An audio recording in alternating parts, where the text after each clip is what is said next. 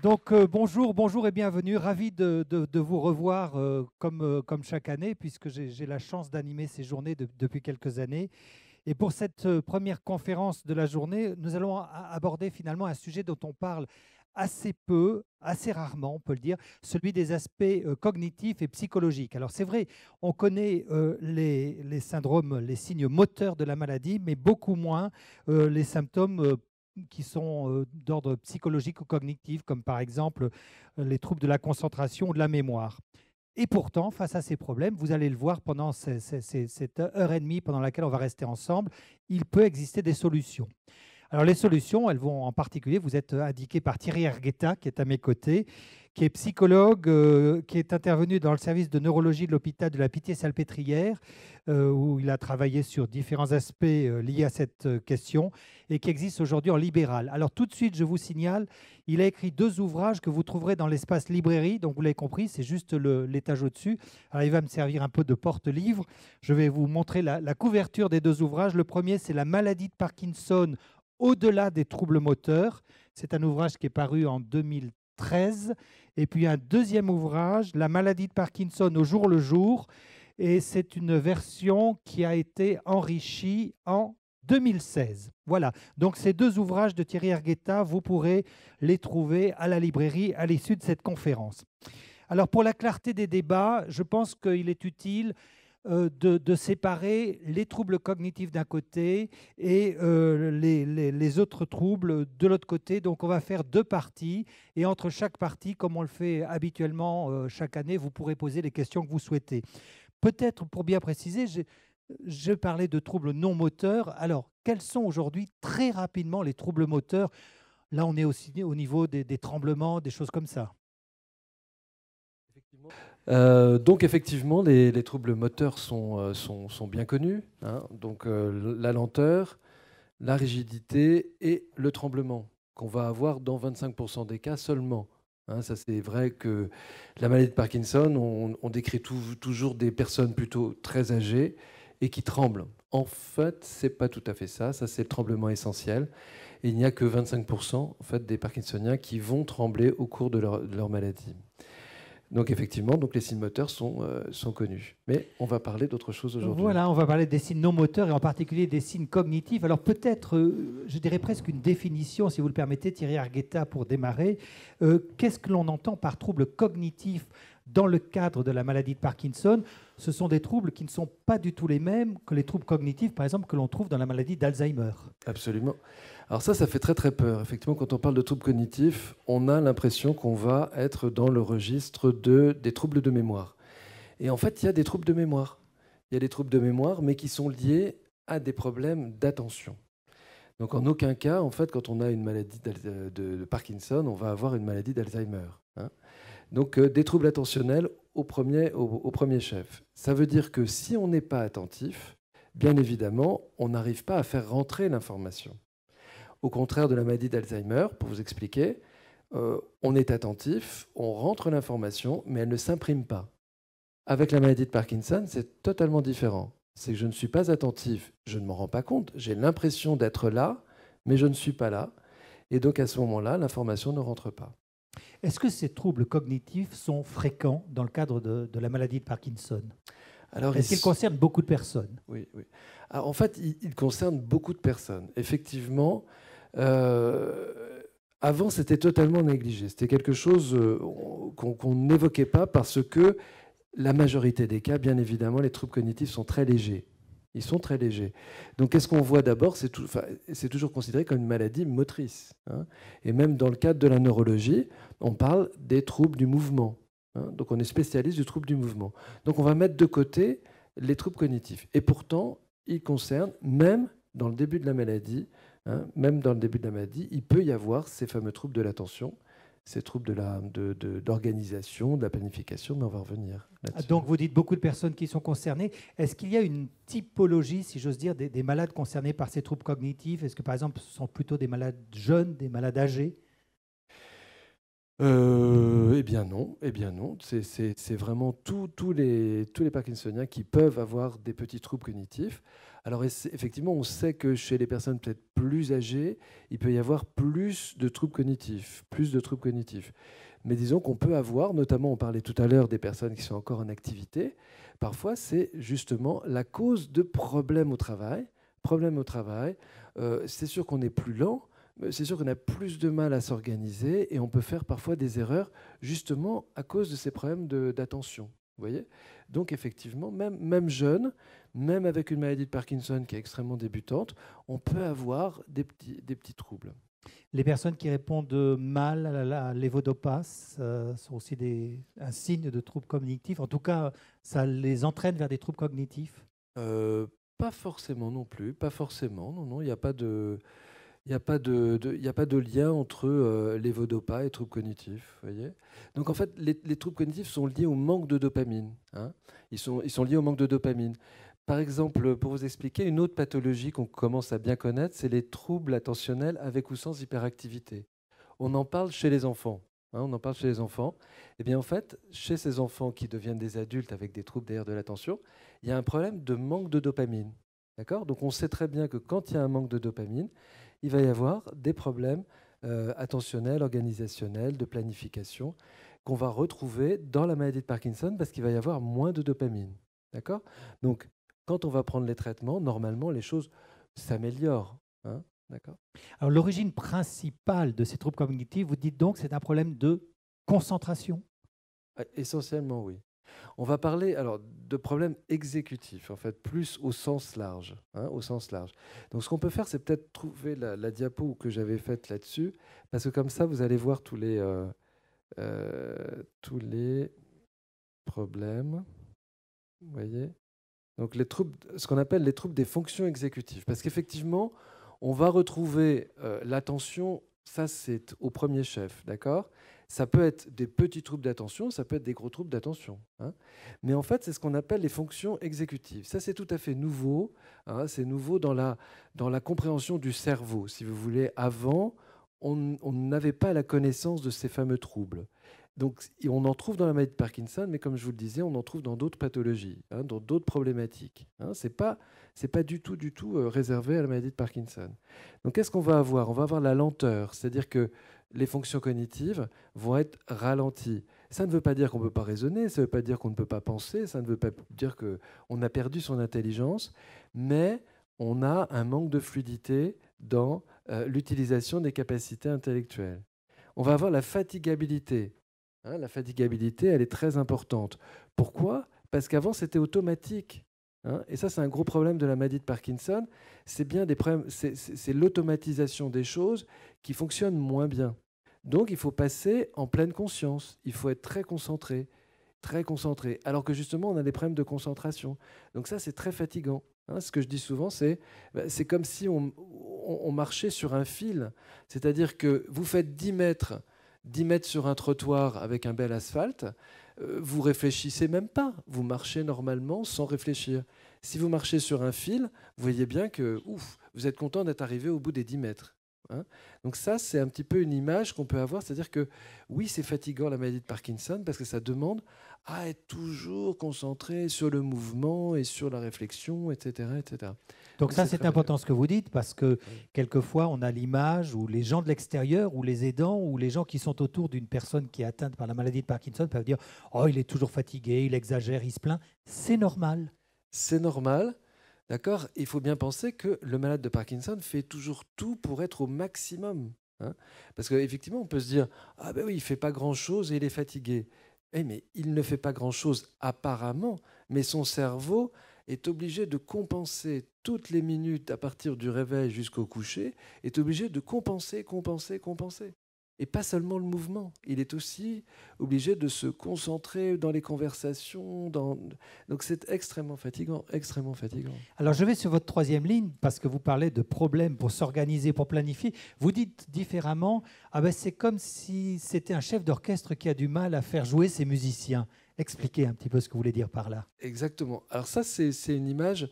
En fait, les lobes frontaux, en fait, la problématique des troubles exécutifs se trouve dans la partie avant du cerveau. Hein. Et donc, en fait, à la partie avant du cerveau, nous avons justement comme un chef d'orchestre. C'est-à-dire que les musiciens sont tous très bien. Dans la maladie de Parkinson, il n'y a pas de modification. Les musiciens sont là. Mais en fait, il faut quelqu'un pour activer l'orchestre. Et c'est ça qui parfois ne fonctionne pas bien. Parce que ça, c'est lié justement à la dopamine. Donc s'il n'y a pas de chef d'orchestre, eh bien, l'orchestre ne se met pas en route. D'accord. Donc les musiciens sont en train de papoter, manger des sandwichs, etc. Mais ça n'avance pas. Donc effectivement, il y a bien un problème d'initiation, justement dans la maladie de Parkinson. Alors ça, c'est intéressant parce que ça a un impact sur la vie quotidienne. Je dirais, par exemple, du coup, ça devient compliqué de faire de la cuisine ou plus simple encore, ça devient compliqué de choisir dans un menu de restaurant. Oui, exactement. Et là, on est dans les tâches organisationnelles. Oui, effectivement, c'est dans des toutes petites choses de la vie quotidienne qu'on va retrouver ces problèmes d'organisation. Organiser un voyage, organiser un repas, organiser, comme vous dites, effectivement, choisir dans un menu. Choisir un menu, effectivement. On va être en plus distrait. Parce qu'en fait, quand on parle aussi de troubles attentionnels, il y a aussi la distractibilité. C'est-à-dire qu'on est distrait par quoi? Par la lumière, par les sons, par le mouvement derrière. Mais effectivement, sur un menu, par exemple, on va être distrait par ah, je vais peut-être prendre de la viande. Ah oui, mais peut-être un petit peu. Non, mais le poisson, ce serait quand même mieux. Oui, mais enfin bon, j'en ai quand même mangé hier. Non, mais peut-être, oui, ça va peut-être faire trop parce qu'on est quand même le soir. Donc, enfin, finalement, est-ce que je vais peut-être en prendre? Je vais peut-être prendre des légumes. Enfin, vous voyez. Ce qui fait qu'à la fin, mais qu'est-ce que tu prends? Finalement, je vais prendre comme toi. Hein, je vais prendre comme toi. Ça va être la réponse la plus facile. Ouais, j'ai l'impression qu'il y en a qui se reconnaissent dans la salle. Difficulté pour initier, on l'a vu, difficulté à trouver ces mots, les mots sur le bout de la langue. Je rassure les personnes qui sont parkinsoniennes dans cette salle. Moi-même, j'ai souvent des difficultés à trouver mes mots. Mais oui, bien sûr, ça arrive à tout le monde. Là encore, on est encore sur des problèmes attentionnels. C'est-à-dire que quand nous parlons, on programme un petit train. On est aussi dans la programmation. C'est un petit train. Notre cerveau choisit les mots, la structure, etc., avant même que ça sorte de notre bouche. Mais si je suis distrait, je peux en fait oublier tel ou tel wagon. D'accord? C'est pas que j'ai oublié le mot, en fait, mais je l'ai sur le bout de la langue, c'est-à-dire que je l'avais programmé, mais je ne sais pas où est le mot. D'accord? Et donc, il va me falloir un petit moment pour retrouver. Vous voyez? Alors, les détails, ça c'est important aussi. On s'attache toujours à des petits détails qui, pour une personne, peuvent sembler tout à fait banaux. Ouais. Et puis, pour une personne qui est malade, vont être très importants, vont prendre une surimportance, je dirais. Voilà, exactement. On va prendre des petites miettes sur la table, des petites choses par-ci, par-là, effectivement, et on va avoir plus de mal à avoir cette vision d'ensemble qui nous est nécessaire pour la plupart de nos activités. Alors, quand vous dites dépendance à l'environnement, dernière ligne, vous voulez dire quoi? C'est un peu ça, c'est-à-dire que s'il y a du pain sur la table, je vais me servir de pain. Je vais me servir de pain, d'accord? Je peux comme ça être... Donc l'environnement va me distraire d'une certaine manière, va me distraire. Et donc, si l'environnement est beaucoup trop chargé, ça va être très compliqué. On va dire, par exemple, si on va au magasin, on va dans un grand magasin, très bizarrement, c'est fatigant d'aller dans un grand magasin. Pour tout le monde. On vient de 2 heures, on n'a pas l'impression d'avoir fait grand-chose. Et pourtant, il va falloir choisir, il va falloir arbitrer, il va falloir se déplacer avec du monde un petit peu partout. Et puis, donc, l'environnement va être plein de stimulations qu'il va falloir inhiber. En fait, toute notre journée, on inhibe des choses. C'est-à-dire que là, je suis concentré pour vous parler, mais il ne faut pas que je pense à ce que je vais faire cet après-midi. J'ai une répétition, etc. Donc, ça, c'est quelque chose qui me stresse un peu parce que j'ai un concert ce soir. Donc, je suis obligé de penser à autre chose. Et donc, je suis obligé de me centrer sur votre propos, vos questions, etc. Donc, vous voyez, je dois, pour la concentration, il faut que je reste sur mon propos, sur ma concentration. Et dans la maladie de Parkinson, je peux parfois être distrait par tout l'environnement. Vous l'avez évoqué très rapidement, mais est-ce qu'on pourrait revenir sur les origines, à quoi c'est dû? Quelles sont finalement les origines chimiques de ces troubles cognitifs? C'est la dopamine. C'est la dopamine, en fait. C'est vraiment la dopamine. C'est-à-dire que vraiment, dans les lobes frontaux, ça fonctionne beaucoup avec la dopamine. Donc, on parle toujours des noyaux, vous savez, les noyaux qui sont à la base du cerveau. On sait que c'est là que ça commence, c'est là qu'il y a un problème. Mais finalement, la dopamine, on en a aussi dans les yeux. On en a dans la rétine, on en a un peu partout. Et donc, c'est des neurones qui sont des neurones qui organisent la coordination, etc. Donc, on en a partout et on en a surtout dans les lobes frontaux. Donc, s'il y a moins de dopamine, les lobes frontaux marchent moins bien. Je voudrais qu'on insiste sur un point que vous avez abordé au début de cette conférence, c'est le problème de mémoire. Oui. Est-ce que véritablement, on peut dire qu'il y a des difficultés de mémoire chez une personne malade de Parkinson, et à quoi est due cette difficulté de mémoire? C'est bien la concentration et uniquement la concentration? Oui. Oui. Essentiellement, on est sur des problèmes de concentration et de distractibilité. C'est ce qui fait que, effectivement, si je suis en train de parler à mon conjoint qui a une maladie de Parkinson, je le fais comme avant, c'est-à-dire je suis en train de faire ma vaisselle et je dis « Ah, bah tiens, il y a les enfants qui vont passer, ils m'ont dit « passerai demain ». D'accord, mais je suis le nez sur ma vaisselle et j'ai l'impression que mon mari, ou c'est souvent mon mari d'ailleurs, parce que je suis... Pourquoi? Les femmes qui font la vaisselle. Bah, c'est pas vrai. Mais je sais. Je fais la vaisselle.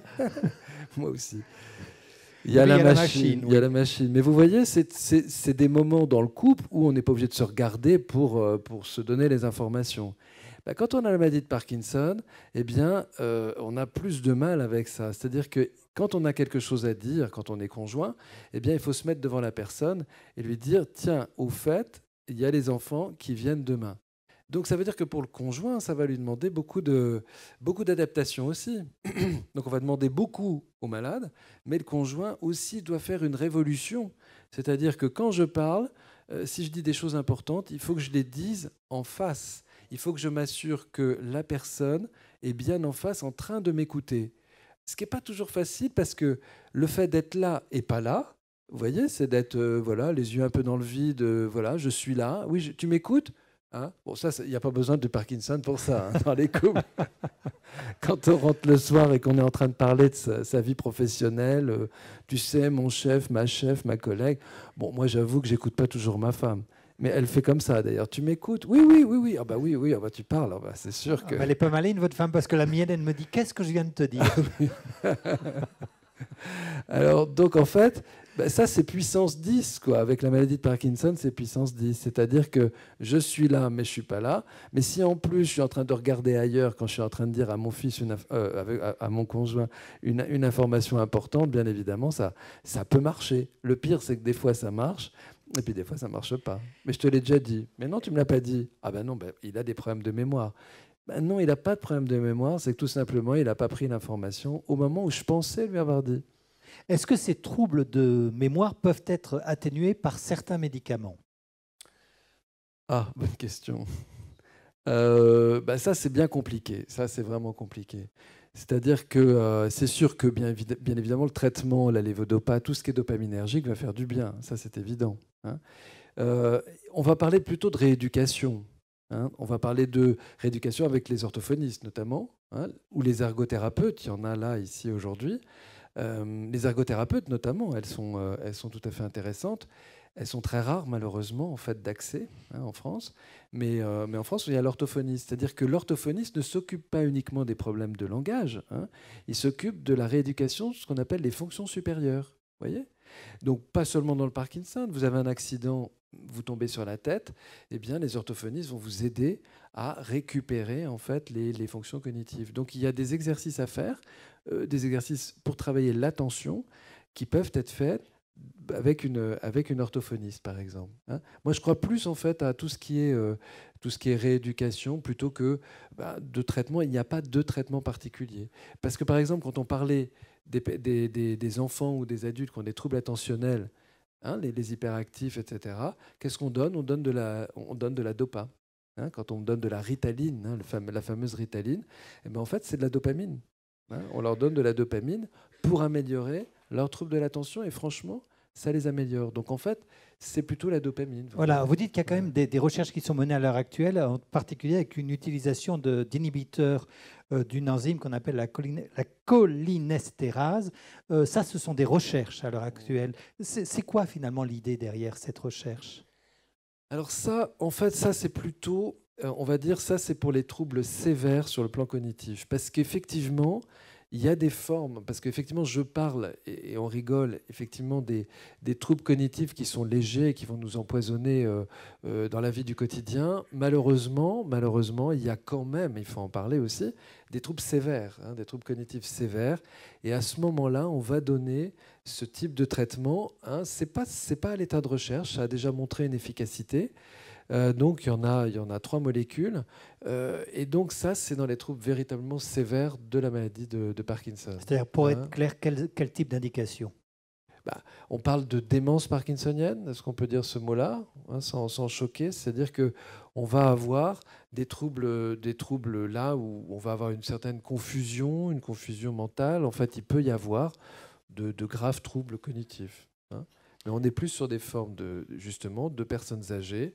Et là, effectivement, on va utiliser ce type de traitement. Mais on ne va pas utiliser ce genre de traitement pour la grande majorité de la maladie de Parkinson. Sinon, c'est la rééducation neuropsychologique, c'est du travail avec, comme on disait tout à l'heure, des orthophonistes. Exactement. Et puis au quotidien, c'est aménager le quotidien. Quand je disais ne pas parler à son proche quand il est en train de faire quelque chose de difficile, compliqué.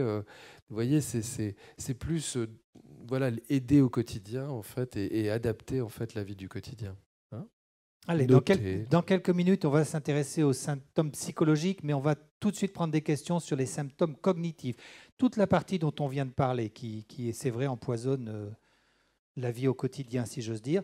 Donc, on va vous faire passer des micros dans la salle. Vous pouvez lever la main et poser toutes les questions que vous souhaitez.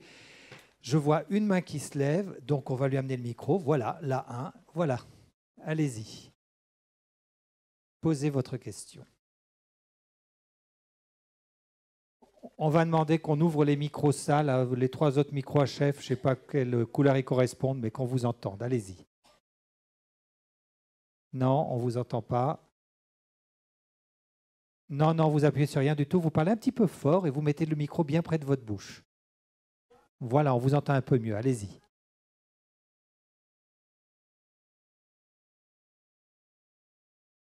Non, on n'entend pas. Enfin, moi, je vous entends, mais ça fait rien. Donnez votre question et puis je... Ça y est. Ça marche? Voilà. Très bien. Donc, je me présente. Je suis malade de Parkinson depuis 5 ans sur un terrain d'histoire dépressive. Lorsque j'ai contracté la maladie, je suis tout de suite entrée en dépression. Et là, je sors d'une dépression sévère dont le neurologue et mon psychologue m'ont dit qu'elle avait produit des problèmes cognitifs directement. C'est-à-dire, c'est une question qui fait le pont entre les deux thèmes. C'est grâce à un antidépresseur que j'ai pu revenir à moi-même. Je souffrais de troubles cognitifs graves, c'est-à-dire des sentiments de confusion, de désorientation. Je me sentais devenir démente, comme on a dit tout à l'heure, on a osé prononcer le mot. Et c'est par le soin de la dépression que ces problèmes cognitifs se sont réduits considérablement. Donc, il y a aussi un lien entre la dépression et l'apparition de troubles cognitifs, notamment l'attention, mémoire, avec les mêmes symptômes. Mais là, c'était puissance 20 mégatonnes. Alors, dans votre cas, est-ce qu'il y a toujours une dépression à côté des problèmes cognitifs? Pas obligatoirement, je présume. Non, pas obligatoirement, mais en fait, on sait, madame, ça c'est vraiment très très intéressant, c'est que ça prouve qu'il faut toujours diagnostiquer la dépression. Hein, la dépression, on va revenir là-dessus tout à l'heure, la dépression entraîne des troubles cognitifs et des troubles exécutifs. Vous voyez ?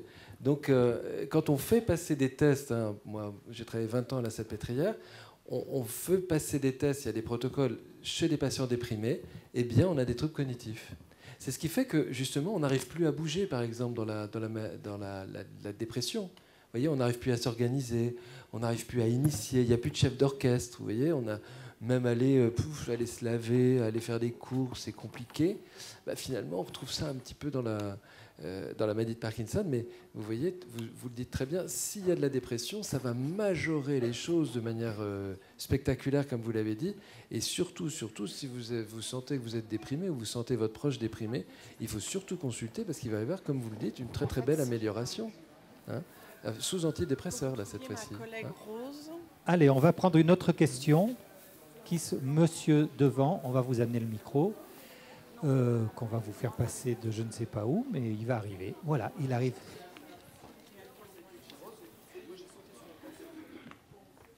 On vous écoute, monsieur. Oui, bonjour. Très vite, une synthèse. Moi, j'ai été hospitalisé à plusieurs reprises pour dépression à la Pitié-Salpêtrière il y a une vingtaine d'années. Il y a une dizaine d'années, j'ai eu un AVC avec hémorragie et coma, dont je suis revenu grâce à une rééducation. Et depuis 6 ans, j'ai comme compagne du quotidien de ma vie la Parkinson. Or, il y a une phrase extraordinaire qu'a prononcée le psychologue et que j'ai retenue et qui dit « il faut passer en pleine conscience ». Et cette phrase, je la pratique grâce à mon fils qui pratique, lui, la méditation depuis 4 ans. Et par cette méditation, j'arrive à me retrouver dans la journée à plusieurs moments en pleine conscience. Et les conséquences, c'est que je ne traîne pratiquement plus les pieds, que j'ai la conscience de ce qui se passe autour de moi au moment où je vis. Grâce à cela, ma dépression s'est partiellement éloignée.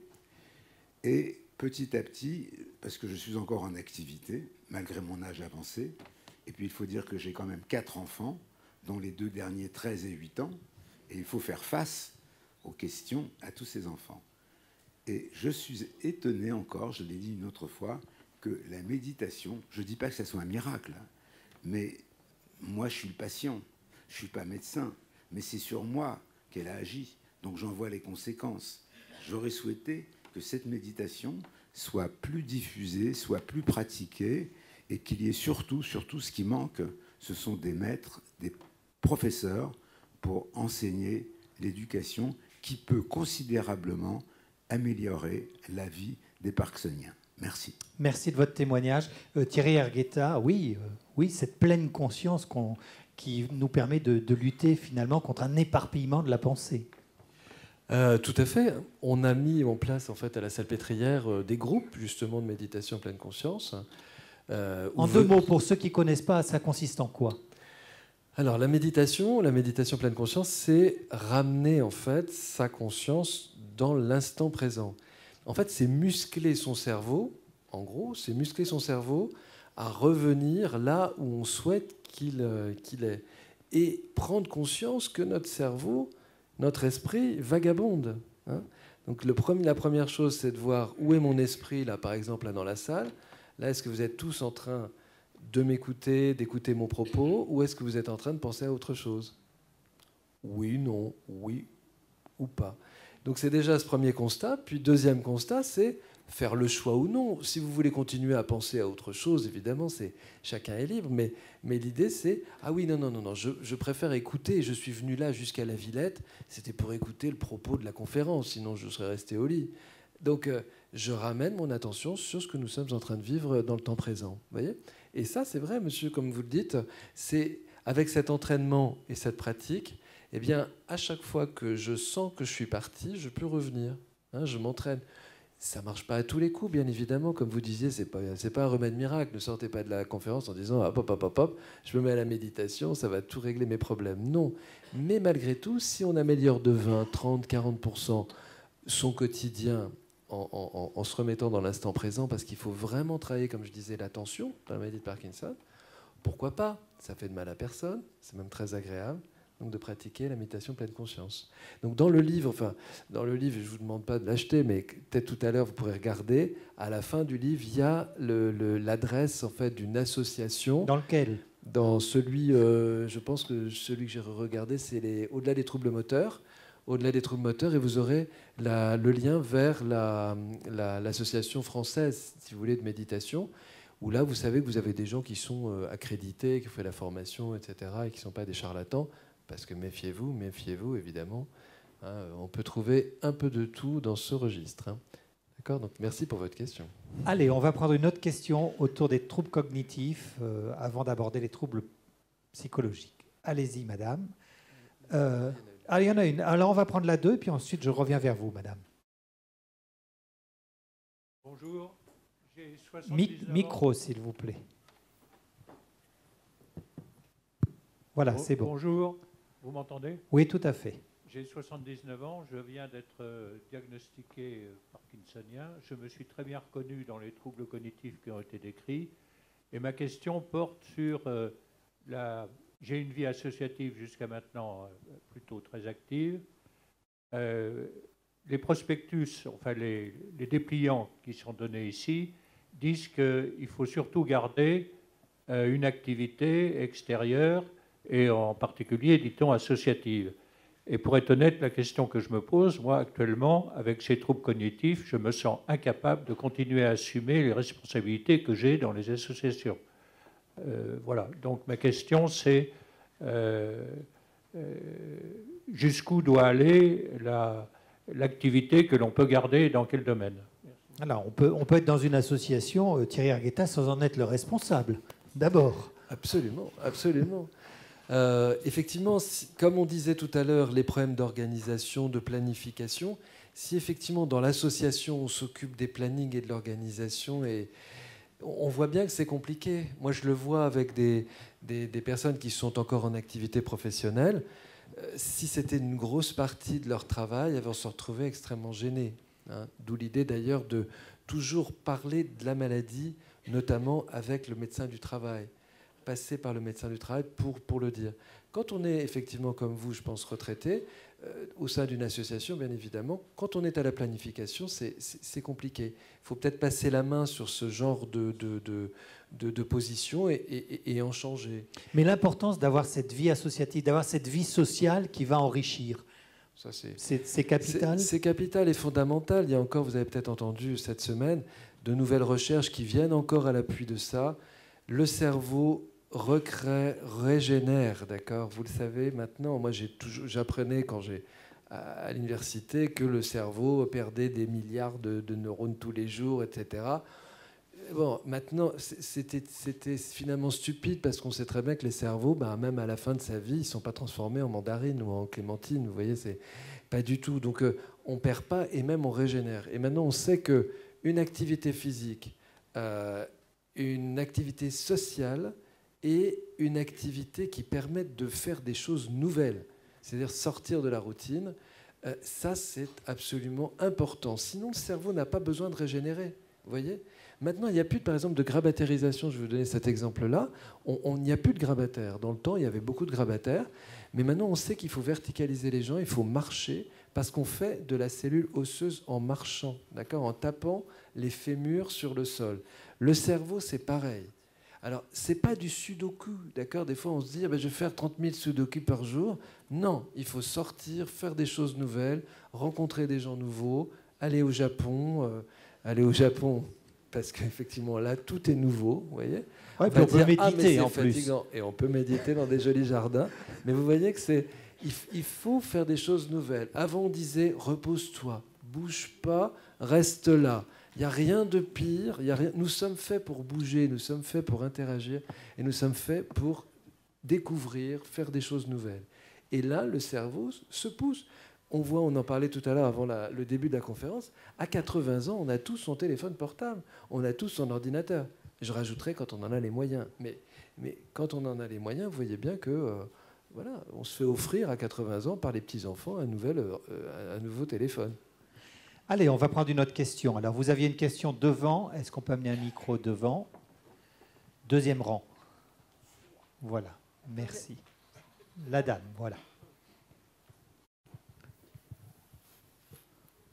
Merci.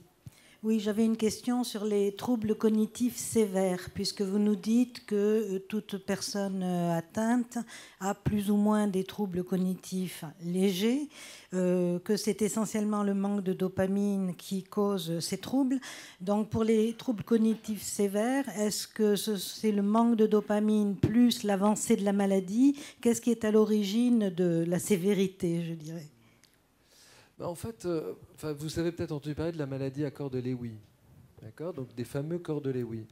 Il y a des corps de Lewy aussi dans la maladie de Parkinson. D'accord ? Et donc ce qu'on dit, c'est qu'ils vont bouger et envahir le cerveau. Donc on a ça dans la maladie à corps de Lewy où il y a des troubles cognitifs sévères. D'accord ?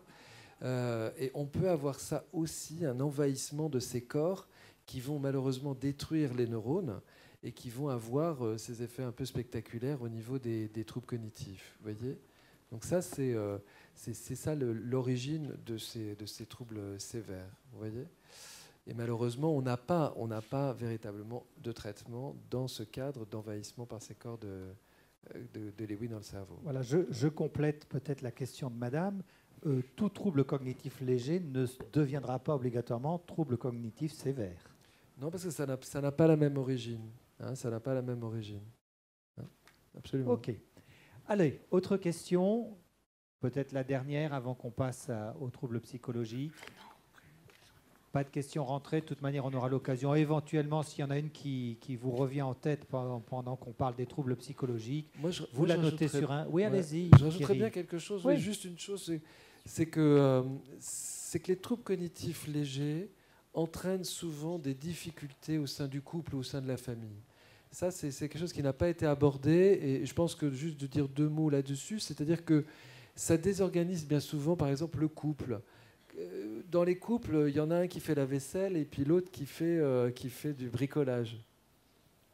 Je dis n'importe quoi. Image d'Épinal. Image d'Épinal, bien sûr. Mais c'est surtout, par exemple, il y a celui qui va organiser les vacances ou les sorties, qui va aller sur Internet pour aller chercher pour le voyage ou les places de cinéma ou de concert. Si c'est celui-là qui a la maladie, comment ça va se passer, vous voyez ?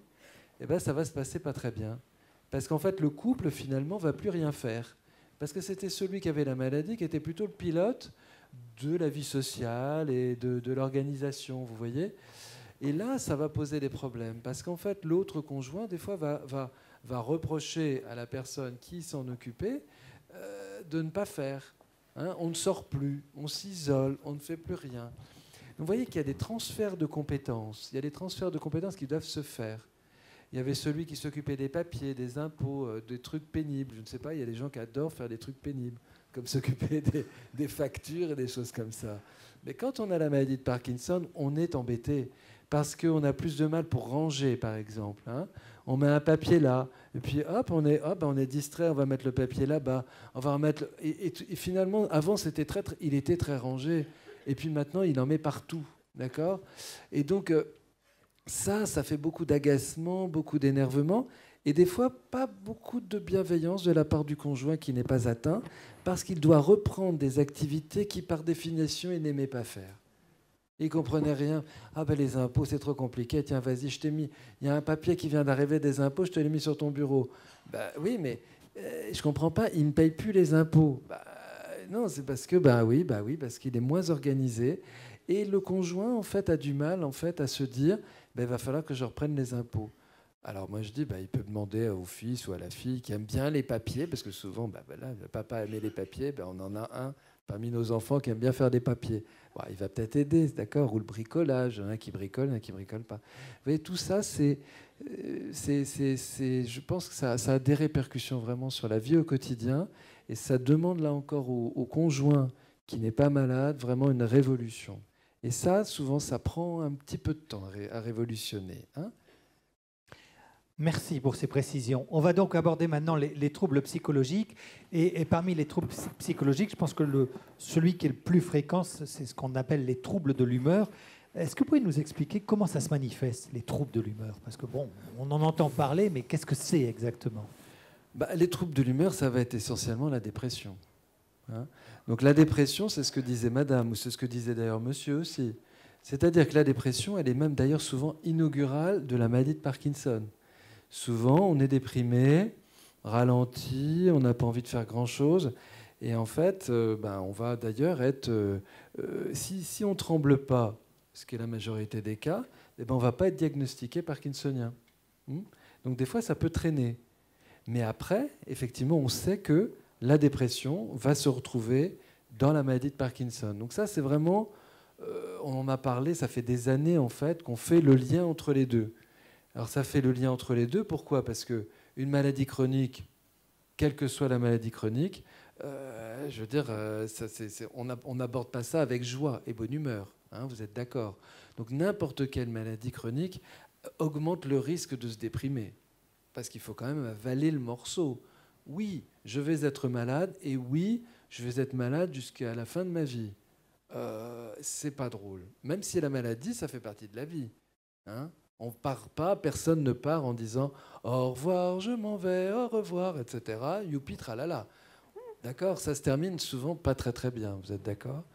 Donc effectivement, une maladie chronique, on est tous susceptibles d'avoir une maladie. Ici, c'est la maladie de Parkinson, mais ça peut être n'importe quelle maladie. Eh bien, il faut faire avec. Il faut faire avec. Et souvent, ça génère en fait des éléments dépressifs, ça c'est sûr. Mais il y a aussi une autre origine, c'est que la maladie de Parkinson, avec la dégénérescence en fait de certains des voies noradrénergiques, par exemple, vont entraîner aussi de la dépression. D'accord? C'est pour ça qu'on va surtout donner, par exemple, des traitements antidépresseurs qui vont aussi agir sur la noradrénaline. D'accord? Alors, certaines personnes se disent dépressives ou apathiques. C'est vrai que ces deux états sont souvent confondus entre le fait d'être dépressif ou apathique. Quelle est la différence entre les deux? Alors ça, oui, ça c'est très important. Parce que c'est vrai que je n'en ai pas parlé tout à l'heure. Dans les troubles cognitifs, on va avoir l'apathie. Hein? L'apathie, c'est comme ce qu'on disait un petit peu quand même tout à l'heure, c'est l'histoire de l'initiation. Encore le chef d'orchestre, vous voyez? L'apathie. Alors, quand on est déprimé, comme je disais tout à l'heure, même d'aller prendre une douche, c'est fatigant. Hein? Donc, on va pouvoir mélanger les deux. Est-ce que mon conjoint, mon proche, il est déprimé ou est-ce qu'il est apathique? Alors, le test, c'est celui-là. Avec quelqu'un qui est apathique, si on dit « Ah, tiens, on pourrait aller au cinéma voir je ne sais quoi. Ah, bah oui, tiens, c'est une bonne idée. » Ou bien « Tiens, tu veux écouter de la musique? » Ah, bah oui, c'est une bonne idée. Donc, la personne qui est apathique n'a pas l'idée d'aller au cinéma ou d'aller écouter de la musique. Le déprimé, ça va être plutôt ah oui, mais il pleut. Ah, mais c'est loin. Oh, ben tu crois avec cet acteur? Oh, ben la dernière fois qu'on l'a vu, il n'était pas terrible et tout ça. Enfin, vous voyez? Ce qui fait que c'est très démoralisant pour le proche, en plus. D'accord? Parce qu'à chaque fois qu'il lance une idée en l'air, pouf, ça retombe comme ça, comme un soufflet.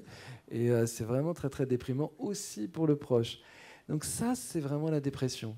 Est-ce que vous diriez que les personnes qui souffrent de la maladie de Parkinson sont plutôt dans l'apathie ou plutôt dans la dépression? Ils peuvent être les deux. Ils peuvent être les deux. C'est pour ça qu'il faut toujours s'assurer et bien évaluer ça. Donc ça, c'est le travail du psychiatre ou du psychologue. Moi, c'était vraiment mon travail au quotidien à la Salpêtrière. C'est-à-dire de déterminer si c'est de l'apathie ou de la dépression. Mais comment on détermine une vraie dépression? Comment on la repère?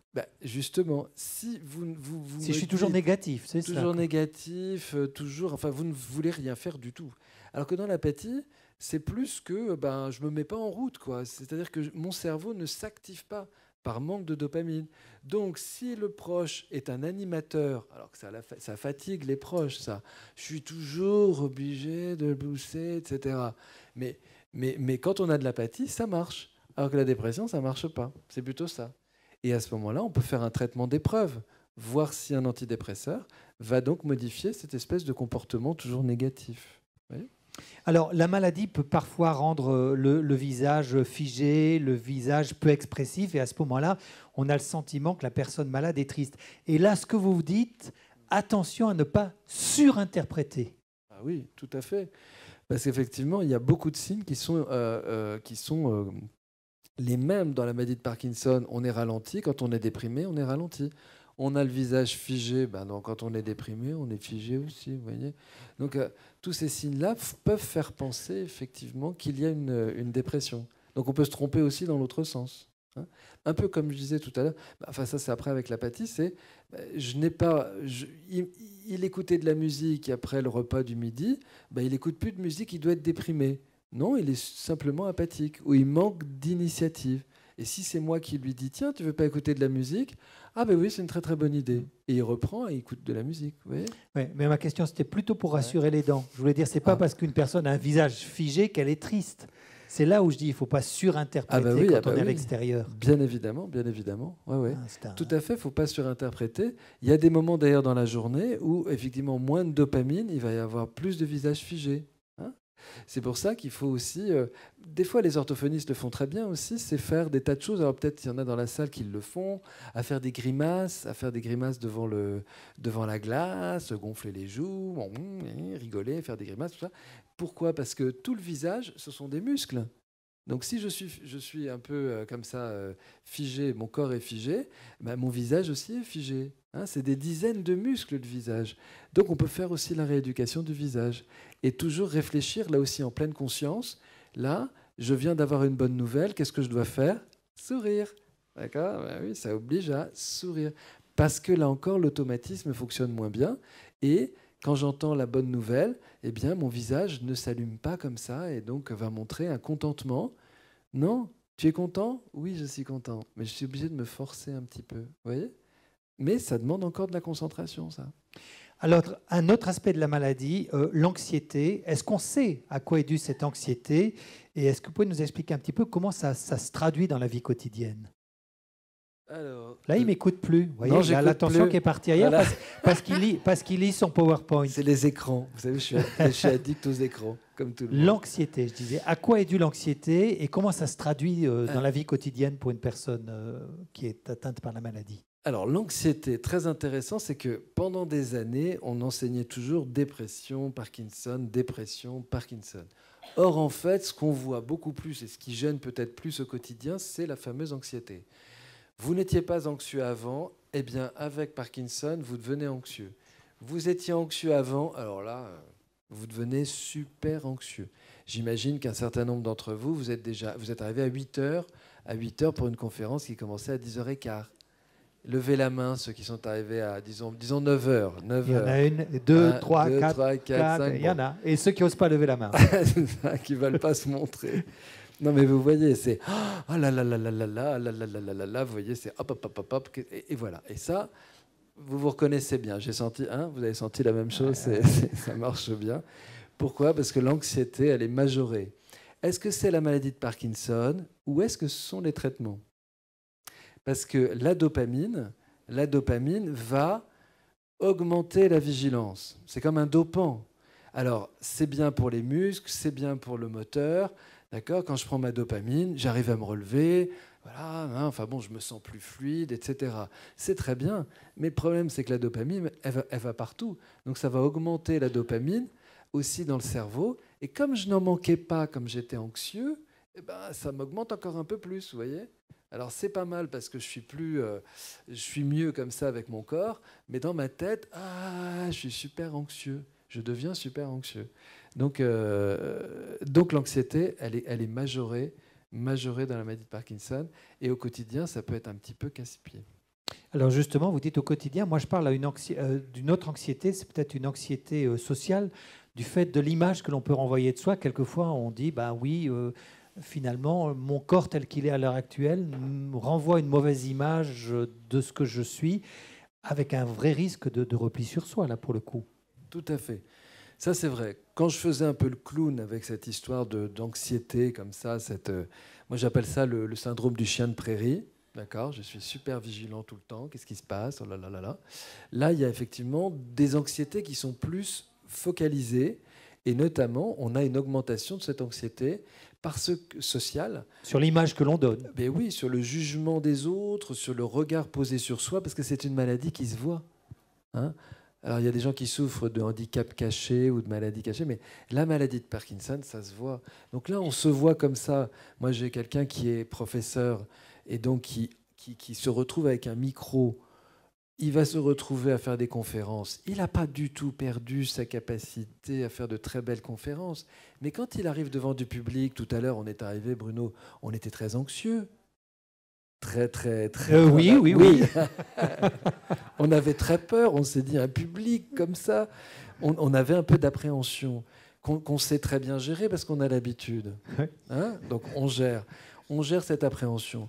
Mais avec Parkinson, qu'est-ce que je vais faire ? Je vais trembler un peu, d'accord ? Quand je vais commencer ma présentation, je prends mon micro et je vais trembler un peu.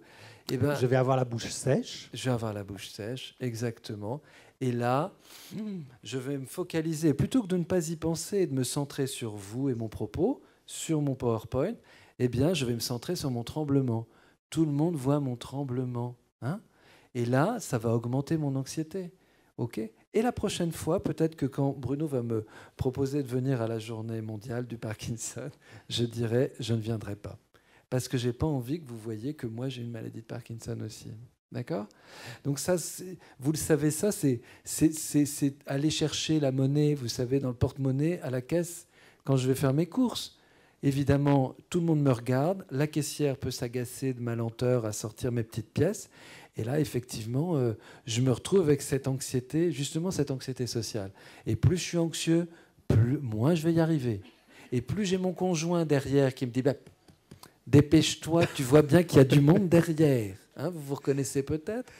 Voilà. Et ben, ça ne fait pas augmenter la performance, bien au contraire. Ça me fige totalement. C'est ce que ça consomme, parce que le stress va consommer de la dopamine. Et là, je vais me figer, j'ai les regards des autres. Et bon, ben, la prochaine fois, j'irai plus faire les courses. Alors que c'est bien de faire les courses. Mais là, eh ben, je vais justement peut-être m'isoler et éviter ces situations qui me mettent en difficulté. Vous voyez ? Alors justement, comment retrouver, puisqu'on a fait ce constat, comment retrouver, je dirais, une fierté de son corps, une fierté de ce que l'on est, quand on se sent mal dans son corps ? Est-ce qu'il y a des moyens, des méthodes, des techniques, des trucs ? Oui, c'est ça, il faut faire avec, c'est-à-dire qu'il faut bien comprendre ce qu'il en est. C'est-à-dire que, par exemple, ce professeur, on a travaillé là-dessus, sur l'image de lui-même, que le propos était plus important que la forme, que finalement, quand il arrivait à la respiration abdominale... On va y arriver. Ah oui. On va même avoir 2 minutes peut-être pour faire un petit exercice. Ah bah oui, ce serait très bien. Ouais. Ça, c'est un des trucs. C'est-à-dire que je vais apprendre à gérer mon anxiété. Je sais que j'arrive à la caisse. Plutôt que d'anticiper avec inquiétude, ça va mal se passer, oh là là, je vais essayer de prendre la caisse où il n'y a personne. Mais évidemment, c'est un pout-pout-pout. Les gens, ils font comme vous. Ils voient qu'il n'y a personne à la caisse. Ils vous suivent. Donc, ils vont se retrouver derrière vous. Ah là là là là, j'anticipe que ça va mal se passer. Ah là là là là, et ça y est, je commence déjà. Donc je peux gérer cette anticipation anxieuse et me calmer alors que je vais à la caisse. D'accord ?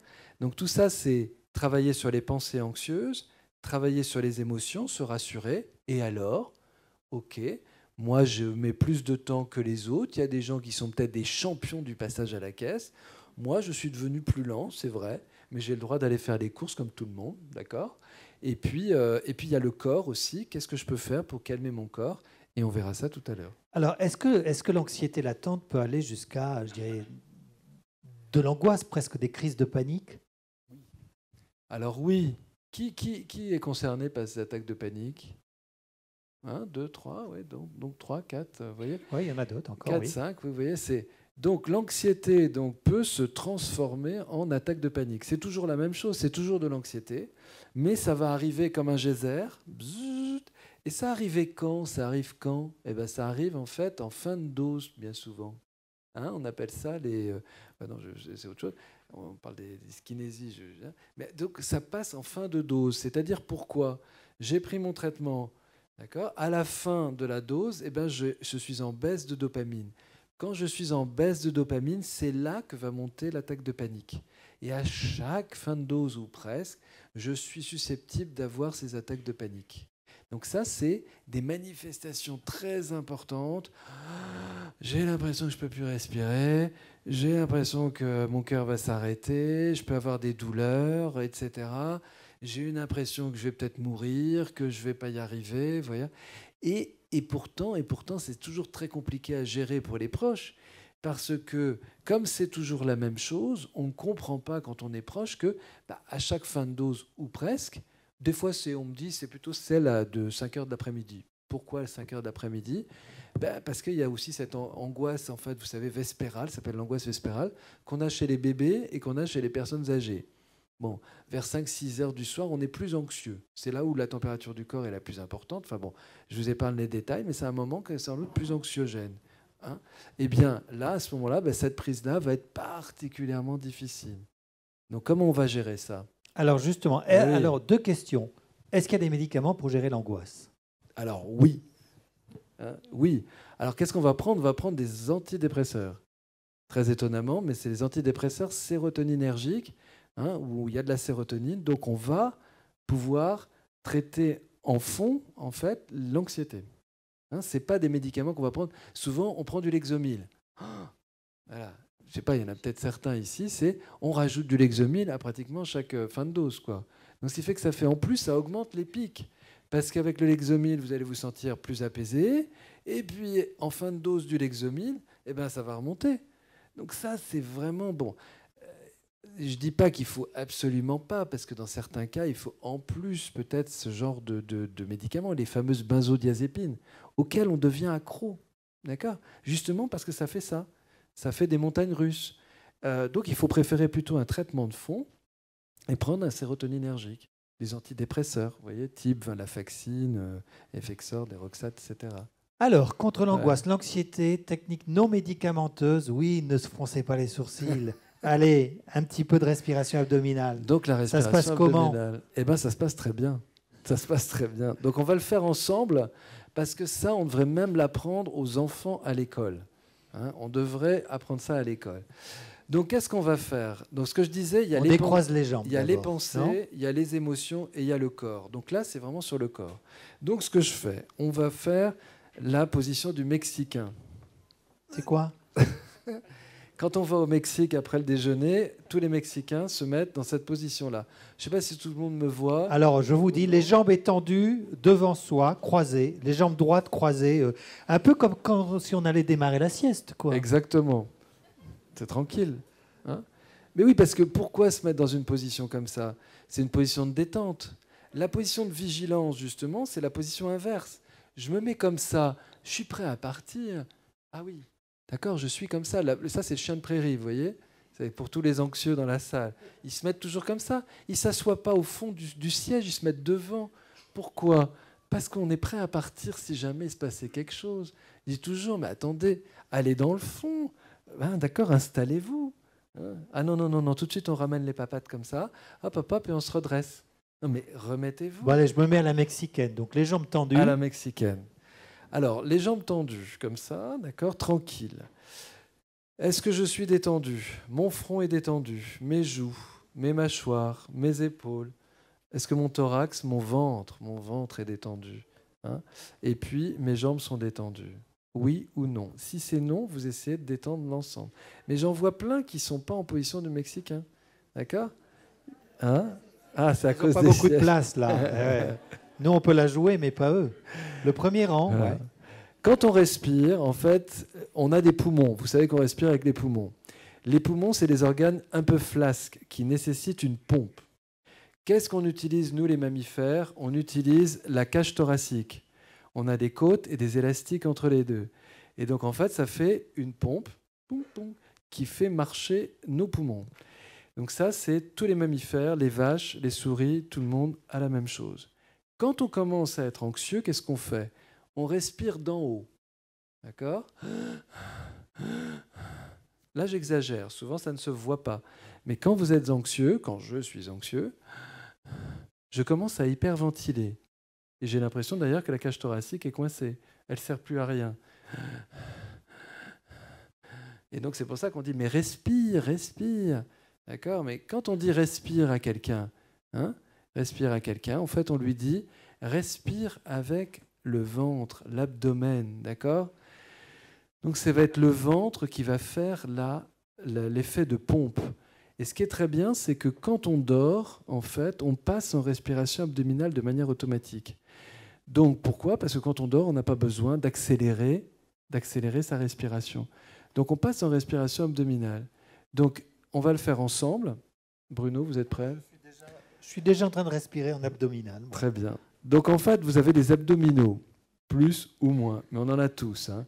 Donc, qu'est-ce qu'on va faire? On va creuser le ventre d'abord. Ça, on sait bien creuser notre ventre parce qu'on trouve que c'est moche d'avoir le ventre gonflé. Vous êtes d'accord? Donc, vous rentrez le ventre, puis après, vous sortez le ventre.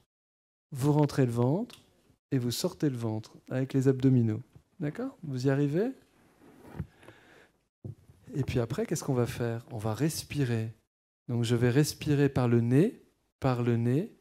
Et donc avec le nez, qu'est-ce que je fais? J'inspire, mon ventre se gonfle.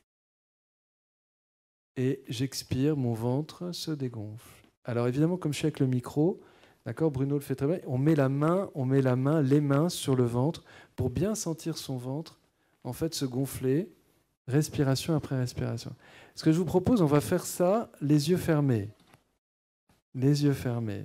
Si vous vous trouvez confortable hein, de fermer les yeux et en sécurité. Donc si je ferme les yeux, pourquoi je ferme les yeux? Parce que ça va me permettre de me concentrer sur ma sensation au niveau de mon ventre. Et c'est là qu'on est un peu dans la méditation. À la fois, je me relaxe et à la fois, j'entraîne mon attention à se poser sur mes sensations au niveau du ventre. Donc à l'inspiration, mon ventre se gonfle et à l'expiration, mon ventre se dégonfle. Si mon attention s'en va, vagabonde, je ramène mon attention sur mes sensations au niveau de mon ventre.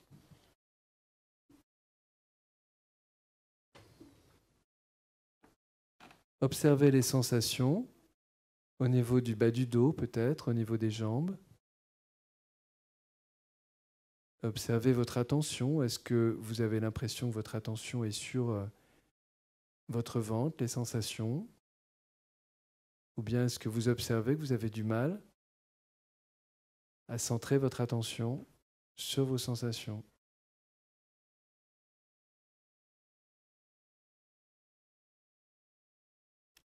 Et puis on va rouvrir les yeux doucement. Alors, comment ça se passe? Moi, très bien. Tout va bien pour moi. Donc on verra tout à l'heure aux questions pour voir comment ça s'est passé. On va voir tout à l'heure. Je voudrais qu'on finisse un petit peu sur d'autres troubles psychologiques qu'on n'a pas eu le temps d'évoquer jusqu'à présent. Parfois, on peut avoir des états d'excitation, d'euphorie. Le contraire, là, je dirais la dépression, de l'apathie. C'est dû à quoi? C'est normal, docteur? Oui, c'est normal. C'est aussi lié en fait à la dopamine. En fait, on a vu que la dopamine, ça allait augmenter l'anxiété, mais ça va aussi augmenter l'humeur. Donc, quand on est en hyperdopaminergie, on peut basculer, d'accord, et passer dans le mode excité. Quand on n'en a pas beaucoup, on va plutôt se déprimer, voyez, et quand on en a beaucoup, on va plutôt être excité.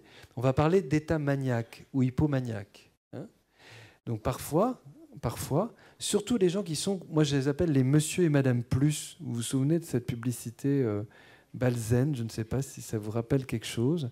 Mais en fait, il y a des personnes qui ont la maladie de Parkinson qui veulent toujours un petit peu plus de dopamine. Parce qu'ils veulent être au maximum de leurs possibilités, tout le temps, 100%. Donc ils augmenteraient plutôt les doses. Et quand on augmente les doses, le gros problème, c'est qu'on peut arriver dans des états comme ça. Vous voyez ? Il y a au contraire des gens qui sont très prudents et qui disent « Oh non, pas beaucoup, les monsieur et madame moins », et qui sont toujours sous-dosés. Ils sont sous-dosés, donc ils sont plutôt très ralentis et parfois déprimés. Donc vous voyez, c'est plutôt l'apanage des monsieur et madame plus. Donc là, il y a des moyens de traiter. Qu'est-ce qu'il faut faire? Prendre moins de dopamine? Bravo. Merci. Bravo, docteur. Absolument, c'est exactement ça. C'est-à-dire qu'il faut baisser les doses. Si on est trop euphorique. Mais oui, si ça pose problème, bien sûr. Le fait d'être joyeux, pourquoi pas. Mais parfois, on passe vraiment la barre et on commence à devenir extrêmement excité et ce qu'on appelle très maniaque. Et là, il faut baisser les doses. Or, souvent, on va se retrouver face à des problèmes de personnalité, c'est-à-dire que comme je suis un monsieur plus, j'ai pas envie de baisser les doses. Donc je continue à en prendre en cachette, je m'en procure, etc. Enfin bon, on voit des fois une grande difficulté à accepter d'être un petit peu moins bien sur le plan moteur, mais être mieux sur le plan de l'humeur. Alors me direz-vous, bah oui, mais je suis très très très joyeux. Pourquoi? Parce que je parle tout le temps, parce que je suis toujours, je dors plus la nuit. Je suis très actif la nuit. Enfin bon, ça pose vraiment des problèmes ensuite de fatigue. Enfin, vous voyez, donc souvent c'est mal accepté de la part des malades qui ne veulent pas diminuer en fait la dopamine et rester dans cet état Mais des fois, ça oblige à l'hospitalisation. Hein. On est obligé d'hospitaliser parce que on est parti vraiment dans des proportions qui sont intenables. Alors, je voudrais, Thierry Argueta, que l'on aborde maintenant des troubles qui peuvent être extrêmement gênants pour l'entourage des personnes malades. Je veux parler des comportements addictifs. De quel ordre sont-ils? Est-ce que ça peut toucher, je dirais, tous les secteurs de la vie? Oui. C'est-à-dire que là, on est aussi sur des problématiques de contrôle. En fait, on parle de problèmes de contrôle. C'est-à-dire qu'on n'arrive pas à se contrôler. Donc, on a envie de faire quelque chose et on ne peut pas s'en empêcher. Donc, ça va toucher, par exemple, les achats. Les achats compulsifs. Je vais me mettre à acheter, par exemple, sur Internet.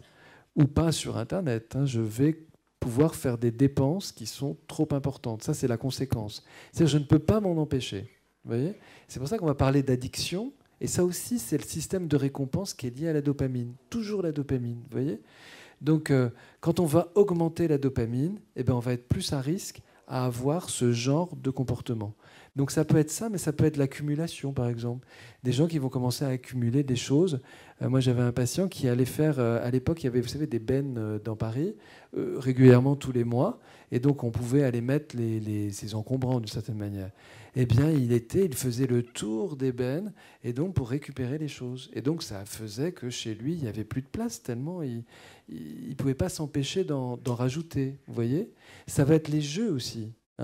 Les jeux, les fameux jeux de grattage. Vous savez, on a une récompense tout de suite. Donc ça, il va y avoir des fois des addictions aux jeux qui deviennent pathologiques et problématiques. Donc, on en a parlé dans les médias. Parfois, ça peut être des sommes qui sont très, très importantes. On est là pour tout dire aussi. Il peut y avoir des addictions sexuelles aussi. Absolument, absolument. C'est-à-dire que, vous voyez, c'est toujours la pathologie du contrôle. J'ai envie, j'y vais. Donc, si avec le conjoint, je n'ai pas satisfaction, je peux peut-être aller voir ailleurs. Et donc, des problématiques aussi, des problématiques notamment sur Internet, des gens qui se font avoir, entre guillemets, par des réseaux de prostitution ou des choses comme ça. Vraiment, j'ai des cas comme ça. Et des réseaux de prostitution, ça va être énormément d'argent aussi. Ça peut être juste même des discussions sur Internet avec des call girls, enfin je ne suis pas spécialiste du domaine, mais en fait, c'est ce qu'on me raconte sur des discussions en ligne, des discussions légères, mais qui se font tarifer très très cher. Et on arrive à des sommes qui peuvent être considérables. C'est-à-dire que je n'arrive pas à avoir la conséquence de mes actes, vous voyez ? C'est-à-dire que c'est tout de suite, je le fais, je me dis que c'est pas bien, mais ça dure 30 secondes, et je le fais, vous voyez ? Oui, donc, quitte à mettre en péril soit son portefeuille, soit son couple. Mais est-ce qu'il y a des moyens d'y remédier ? Comment on peut... Je veux dire, psychologiquement, vous le dites vous-même, on va dire pendant 30 secondes, c'est pas bien, mais je le fais quand même. Donc, comment lutter contre ces addictions, quelle que soit l'addiction dont on souffre ? En fait, si vous voulez, on s'est aperçu que c'était souvent lié aux agonistes dopaminergiques. C'est-à-dire qu'il y a quand même une cause. Il y a sans doute peut-être des personnes qui avaient peut-être une petite tendance, on va dire, avant, mais pas que. Et parfois même, il y a des gens qui sont sous agonistes pendant des années, et puis tout d'un coup, ça flambe. On ne sait pas pourquoi, on ne peut pas expliquer. Mais en fait, on voit bien que c'est lié à la surdopaminergie. Et donc, qu'est-ce qu'on va faire ? Comme tout à l'heure, on va baisser la dopamine. On va retirer l'agoniste dopaminergique. Alors ça... Comme ça fait 20 ans que je travaille dans le Parkinson, au tout début, on s'est fait avoir. Tout le monde se faisait avoir. Il y a eu les agonistes dopaminergiques, c'était formidable. C'est des gros boosters en fait du fonctionnement dopaminergique. Donc tout le monde était très content de voir arriver ces médicaments. Et puis on s'est aperçu qu'il y a eu des cas comme ça qui pouvaient être très graves. Et c'est là qu'on s'est dit, il faut faire attention. Il faut toujours poser des questions. Est-ce que vous avez vu qu'il y avait des problèmes de contrôle ? Est-ce qu'il y a des addictions, etc. Parce qu'avant, les conjoints et les patients n'en parlaient pas. Quand vous avez ce genre d'addiction sexuelle ou autre, évidemment, vous n'en parlez à personne. Et vous n'en parlez pas au médecin parce que vous ne pensez pas que ça puisse avoir un lien avec la maladie de Parkinson. Il faut vraiment, pour arriver à faire le lien, ouais. Est-ce qu'une aide psychologique peut être intéressant parce que Ouais. vous dites, la personne Parkinson ne peut pas lutter contre son envie, mais est-ce que quand même une aide psychologique peut aider, que ce soit d'ailleurs la personne malade ou son entourage? Absolument, absolument. On fait notamment, par exemple, des thérapies de couple. Hein, c'est toujours intéressant de voir les deux ensemble, parce qu'en fait, ça permet à chacun de pouvoir s'exprimer, et puis de mieux comprendre, et c'est quelque chose qu'on va travailler à deux. Hein, c'est vraiment compliqué, c'est-à-dire que à la fois le conjoint va être dans l'hypervigilance de tous ces actes-là, et puis va être répressif, interdire, etc., culpabiliser. Enfin bon, c'est compliqué. Donc le fait de travailler ça à deux, c'est quelque chose de très favorable. Hein, toujours à deux. Et puis c'est avec le patient d'arriver à accepter de descendre, en fait, vous voyez, la dopamine. Ce qui est difficile, on le comprend bien. Je veux dire, quand on n'a pas la maladie, on comprend que on va retirer du médicament. Quand on retire du médicament, on va être moins bien sur le plan moteur. Donc souvent, c'est mal supporté. Et des fois, c'est mal supporté d'ailleurs par le conjoint lui-même. Parce qu'il aimait bien le conjoint qui marchait bien, enfin, qui était bien avec la dopamine. Mais voilà, il voudrait qu'il y ait le même bien-être, si vous voulez, tout en n'ayant pas les addictions, etc. Or, c'est quand on appuie sur la pédale de la dopamine qu'on va créer ce genre de choses. Donc il faut malheureusement diminuer et arrêter d'appuyer trop sur la pédale. Juste ce qu'il faut. C'est d'ailleurs pour ça qu'on arrive des fois à la stimulation. C'est vrai qu'on n'en parle pas, on n'avait pas le projet d'en parler, mais c'est des fois là qu'on arrive à la stimulation. La stimulation, comme vous connaissez maintenant, la stimulation très bien, cérébrale profonde, parce que on peut plus monter la dopamine pour certains patients parce que c'est trop dangereux entre guillemets sur le plan comportemental, et on va passer en mode stimulation parce que là, ça va être une alternative pour un confort, mais sans les effets secondaires liés en fait à l'excès de dopamine. Allez, je pose 2 questions et puis après on donne la parole à la salle. Une, parce que j'ai vu le mot dans le dos et on n'en a pas parlé, ou très rapidement, les phobies, que ce soit la marche, la chute, l'agoraphobie, phobie sociale. La phobie de la marche, absolument. Ça, c'est quelque chose qui est assez fréquent. On est tombé, on s'est fait mal. Voilà, on festine, vous savez, quand on marche un peu comme ça, on risque de prendre les pieds dans le tapis, etc. Là, on tombe, on a la honte de tomber. Ça fait mal, mais aussi on a honte de tomber. C'est extrêmement humiliant de tomber devant des gens, extrêmement humiliant. Donc là encore, un peu comme la phobie sociale, la phobie, ça entraîne toujours, c'est toujours une anxiété sur un domaine particulier qui va entraîner un évitement. Donc en fait, qu'est-ce que je vais faire ? Je vais éviter. Si marcher est risqué, j'évite de marcher. Donc je limite mes déplacements. Et ça, c'est effectivement très très mauvais. Pour la maladie de Parkinson, on l'a vu, il faut marcher. C'est une très très bonne chose que de marcher. Et là, on va avoir des techniques cognitivo-comportementales de reprise de la marche progressive. Il ne faut pas dire à quelqu'un, tiens, tu vas marcher sur 50 km. Non, c'est pas ça. C'est qu'on va commencer à faire de ce qu'on appelle de l'exposition en imagination. Et puis après, on fait de l'exposition in vivo avec quelques pas, puis on sort, on va dans des univers plus compliqués, etc. Et on fait une exposition progressive, en fait, notamment à la marche, par exemple, pour ces aspects-là. Alors, tous les symptômes psychologiques dont nous venons de parler, est-ce qu'ils évoluent beaucoup au fil de la maladie ? Ou est-ce que finalement, une personne qui est petitement dépressive restera petitement dépressive, une personne qui est légèrement angoissée restera légèrement angoissée, une personne qui est légèrement phobique restera légèrement phobique? Quoi dire Question idiote, peut-être. Non, c'est pas, vous avez le droit, pas du tout. C'est que des fois, on n'a pas la réponse à la question, même très intéressante. Mais est-ce que je dirais qu'on a tous notre mode en fait de régulation. Il y a des gens qui vont être particuliers. Il y a des gens qui font de l'eczéma quand ils sont stressés. Ils font toujours de l'eczéma. Il y en a qui ont des désordres un peu intestinaux, vous voyez.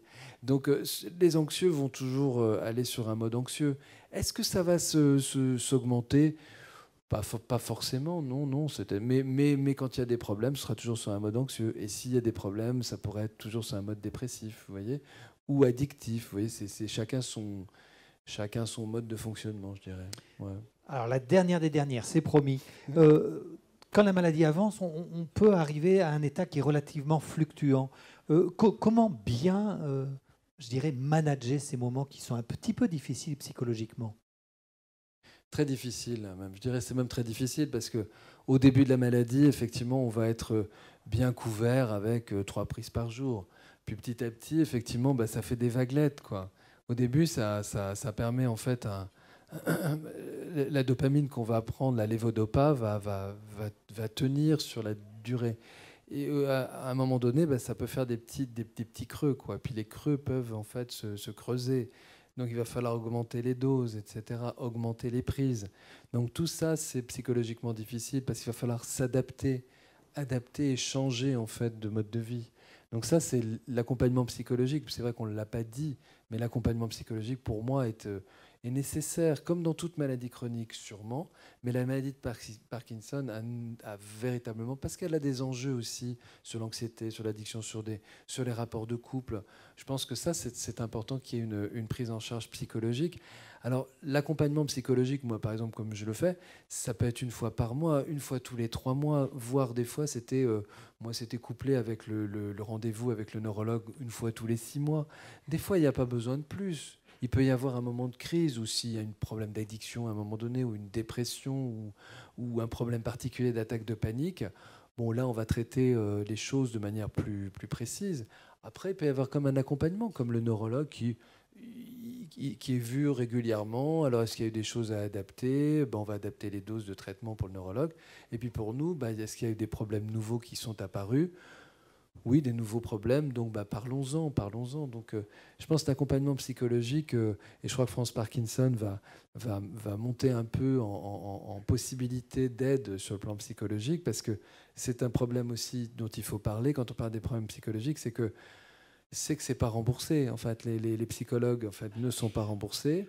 Ça pose problème. Donc, où est-ce qu'on va retrouver ça? Souvent dans les CHU, il y a des psychologues, comme moi j'avais une équipe, mais on va retrouver ça dans les CMP, les centres médico-psychologiques de proximité. Il faut savoir que toute la France, il y a des CMP qui sont surchargés et qui surtout sont orientés vers la maladie psychiatrique comme la schizophrénie, les troubles bipolaires. Enfin, quand vous arrivez avec votre problème de Parkinson, mais au bout, vous dites, c'est un petit problème par rapport à ce qu'ils ont à traiter. Hein. Donc il y a peu de place dans les CMP. Et puis après, on va retrouver avec une offre de soins en ville, avec finalement pas tant de psychologues qui sont formés à ce type de maladie, il faut bien le dire. Et puis c'est surtout que c'est le coût.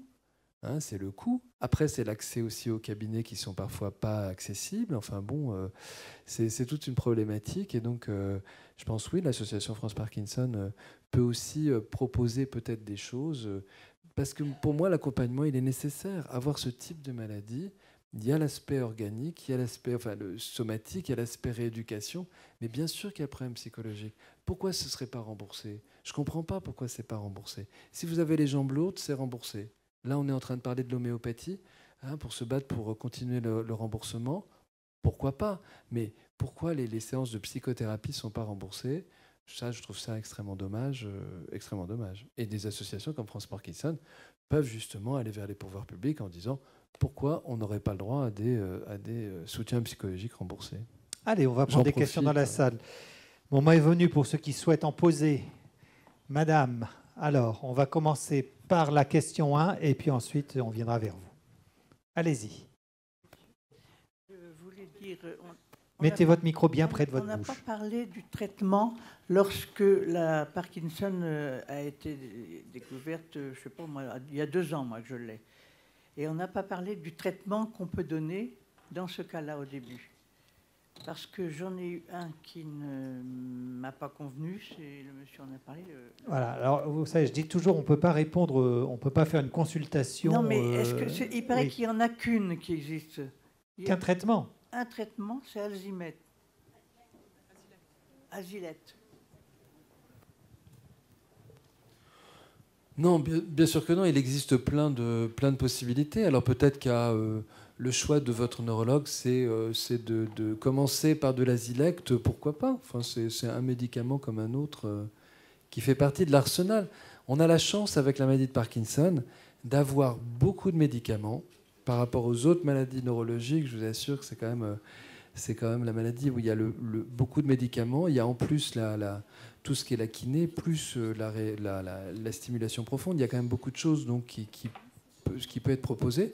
Après, chaque neurologue a son protocole, si vous voulez, de mise en place et de chronologie des traitements. Voilà, on aura l'occasion de reparler de traitement de cet après-midi. Mais là, on est bien sur des troubles psychologiques et cognitifs. Alors, question 3, ici. Plein de mains qui se lèvent, on va vous traiter tous à tour de rôle. Monsieur. Bonjour. Au sujet enfin, moi je relie ça aux addictions. On constate auprès de nos adhérents qui développent des capacités de création artistique un peu plus développées que sur une population normale, à tel point qu'on va faire une expo au niveau de notre département. Et comment vous expliquez ça? La créativité, alors. La créativité. Plus grande créativité. Ouais. Bah, ça encore, c'est la dopamine, vous voyez. On retrouve ça, vous savez, comme justement, je reparle encore des troubles de l'attention avec hyperactivité. Eh bien, un des aspects chez ces personnes et chez les enfants, c'est qu'il y a plus de créativité. Et donc, visiblement, la dopamine, ça facilite en fait la créativité. Après, sans doute que les problèmes attentionnels, mais ça, c'est une autre hypothèse que j'ai, c'est que avec les problèmes attentionnels, on peut tout imaginer. Vous voyez, c'est-à-dire que pourquoi pas bleu? Oh, ça pourrait être orange, ça pourrait être vert, ça pourrait être rond, ça pourrait être carré. Vous voyez, ça ouvre le champ des possibles, sans doute, vous voyez, les problèmes attentionnels. Quand on n'en a pas, voilà, une carotte, c'est tout. Ouais. Avec la dopamine, c'est bon, ben voilà, c'est petit, c'est grand, ouais. Peut-être c'est ça. Mais c'est sûr qu'on retrouve la créativité avec la dopamine toujours. Ouais. Alors, autre question, numéro 2. Bonjour monsieur. En tant qu'aidant, est-ce qu'il est conseillé de stimuler son conjoint parkinsonien quand il est un peu négatif, apathique, il ne veut pas sortir quand il pleut? Est-ce qu'on lui met son imperméable, on lui dit voilà, maintenant tu sors? Est-ce qu'il faut le forcer un peu? Eh bien, je vais dire oui. Alors, brusquer, j'aimerais pas trop. Je pense que encourager, peut-être de manière ferme, et peut-être un petit peu plus approprié. Mais grosso modo, vous voyez bien qu'il y a quelque chose qui ne fonctionne pas. C'est le fameux chef d'orchestre. Le conjoint, les proches deviennent des chefs d'orchestre, d'une certaine manière, vous voyez, de remplacement. Donc, c'est bien de stimuler, de proposer, vous voyez, c'est ça, c'est de proposer et de mettre en acte. Parce que des fois, c'est « Ah, bah, tu devrais appeler ton copain, tu sais, pour sortir, aller faire du vélo ou aller se promener, je ne sais quoi. » Eh bien, moi, souvent, on me dit, bah voilà, le conjoint me dit, ah pourtant, je lui dis 3 fois par jour d'appeler son copain pour aller faire du vélo, je ne sais quoi. Mais non, il faut aller au-delà de ça, d'accord? C'est, bah tiens, voilà le téléphone, tiens, tu peux l'appeler.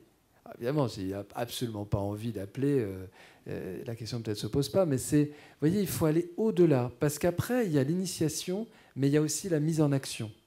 Hein, et c'est ça qui pêche aussi avec ces problèmes de fonction exécutive. Donc il faut véritablement aller pas à pas jusqu'à la réalisation. Hein. Donc c'est compliqué parce que c'est plus comme avant en disant « Ah bah tiens, t'as pas appelé Michel. Ah oui, t'as raison, bah tiens, je vais le faire. » Et avant, je le faisais, le conjoint le faisait. Là, oui, ah bah oui, je vais appeler Michel. Tu as appelé Michel? Non. Pourquoi tu l'as pas appelé? Tu m'avais dit que tu l'appellerais. Eh bien, parce que j'y ai pu penser, parce que j'ai été distrait, parce que j'ai fait autre chose, et puis parce que vous lui avez dit pendant que vous étiez en train de laver la vaisselle. Hein? Donc il a dit oui, mais quand il est reparti, il est reparti à faire autre chose, et puis en fait, il n'y a pas pensé, vous voyez. Donc vous voyez, il faut être un peu plus que incitatif, il faut plutôt faire les choses. Hein? Voilà, ouais. Et puis vous pouvez toujours lui dire que les belles plantes poussent sous la pluie. Allez, question 1. Bonjour, je me présente, j'ai parlé en tant que jeune parkinsonien parce que je suis atteint depuis mes 23 ans. Et moi, on entend beaucoup parler de médicaments à droite, à gauche. Pour moi, on va dire que 90% de de mon bien-être, en fait, c'est surtout par rapport au côté psychologique de la chose. Et vous soulignez l'importance de la psychologie. Moi, je pense qu'un jeune parkinsonien qui est à mon âge ou même plus jeune que ça encore a vraiment besoin de ce côté psychologique au début parce que on est beaucoup soumis au regard des autres, soumis à ce regard important. Et moi, en fait, j'ai trouvé cette force-là par la force de caractère. J'ai décidé, j'avais deux choix au début de mon diagnostic. C'était soit arrêter de vivre et ce que j'adorais, et soit sportif de base, soit continuer et me sentir entre guillemets normal. Bon, vous parliez tout à l'heure du tremblement au niveau du micro. Là, je l'ai, en effet, je suis un peu dessus. Mais voilà, ce qui me pousse et ce qui me tient tous les jours, c'est l'autodérision. Au travail, j'ai l'autodérision. Mes collègues m'ont demandé est-ce qu'on peut, entre guillemets, rire de toi. Moi, j'ai dit avec plaisir. Parce que c'est comme ça qu'on va rendre plus générale la maladie et les à côté de la maladie.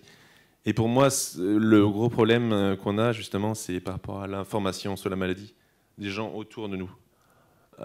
Les aidants, forcément, les gens qui sont autour de nous, ils connaissent.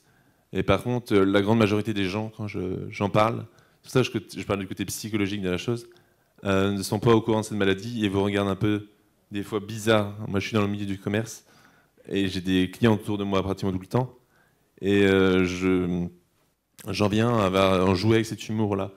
Il y a une personne qui m'a dit récemment, encore 2-3 jours, vous n'avez pas l'air bien, je vais peut-être vous revenir. J'ai dit non, j'ai dit je vais prendre 2 minutes. Je suis atteint de Parkinson, voilà, j'ai ça. Et après, la vente, c'est révélée concluante parce que j'ai vendu une tondeuse à plus de 500 €. Donc voilà, moi j'insiste vraiment sur le côté psychologique de la chose. Et en tant que jeune parkinsonien, je pense qu'on peut vivre avec la maladie de Parkinson, on peut faire du sport, on peut faire tout avec.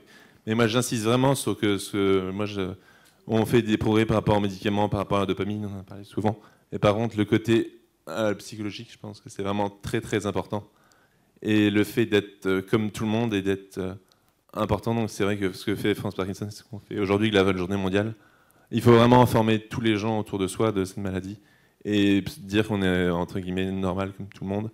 Et que voilà, des fois c'est dur, des fois c'est difficile, des fois il y a des moments de dépression.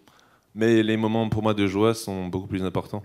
Les moments de dépression, et je viens vraiment avec ce message.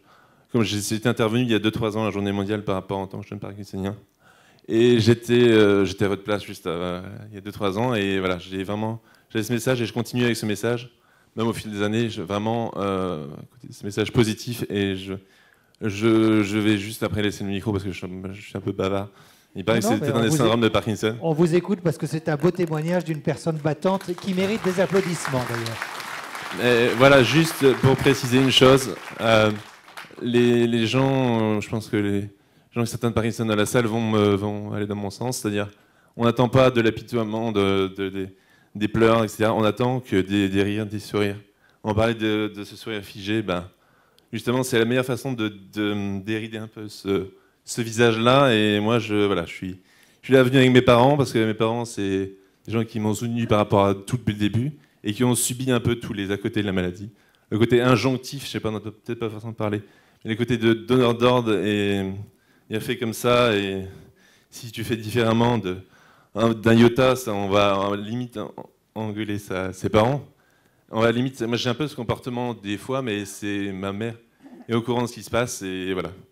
Et je pense que les aidants méritent autant que nous par rapport à ça, parce qu'ils ont un rôle ingrat, parce qu'ils subissent un peu tous les à côté.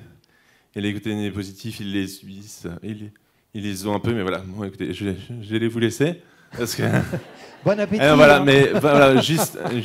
On a compris votre message. Merci beaucoup. Soyez positif, même si vous êtes malade. On a compris que vous étiez totalement positif et que vous acceptiez l'autodérision, ce qui est très important. Question numéro 3. Plein de mains qui se lèvent. La 3, puis ensuite je prendrai la 2. Allez-y. C'est moi la 3. Allez-y. J'ai une question d'école. Vous avez dans votre PowerPoint mentionné la psychologie cognitivo-comportementale comme une indication d'intervention. Vous n'avez pas développé. Êtes-vous de cette école? Est-ce à dire que les autres écoles sont inadaptées au suivi des Parkinsoniens. Pouvez-vous nous éclairer dans le maquis des écoles, je dirais des querelles d'écoles parfois, pour l'intervention, et devant lesquelles les patients peuvent se trouver très démunis? Alors, Thierry Arguetta. Oui, tout ça, c'est vraiment une question. Il y a l'accès aux soins, effectivement, qui est une question. Et après, c'est quels soins? Alors, donc, effectivement, moi, je fais des thérapies cognitivo-comportementales. Vu mon âge, j'ai été formé à la psychanalyse, en fait, parce qu'en France, on a deux alternatives. C'est la psychanalyse, majoritairement, et puis, depuis quelques années, les thérapies cognitivo-comportementales. Moi, je dirais que la thérapie cognitivo-comportementale est peut-être plus adaptée que la psychanalyse. En sachant que, je dis bien, de toute façon, il y a plein d'endroits où on ne va pas trouver de ce type de thérapie. Donc, qui, en 2 mots, consiste en quoi? Des thérapies cognitivo-comportementales, c'est qu'on est orienté sur la problématique actuelle. Hein. Donc, on cherche, avec des objectifs, on cherche à améliorer une situation actuelle. On s'intéresse moins à la cause qu'en fait aux moyens de pouvoir résoudre en fait le problème actuel. On parlait tout à l'heure d'une phobie de la marche. Bon, la phobie de la marche, elle est présente. Comment est-ce qu'on fait pour remarcher? Vous voyez? De savoir que ça vient peut-être que lorsque j'étais enfant, j'étais tombé effectivement de mon vélo. Ça, on n'a pas le moyen de revenir en arrière pour changer tout ça. C'est peut-être en lien, je ne dis pas.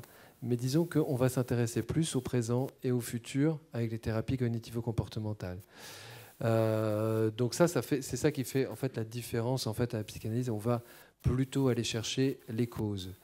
Après, la psychanalyse peut nous permettre peut-être de replacer la maladie dans un contexte de vie. D'accord ?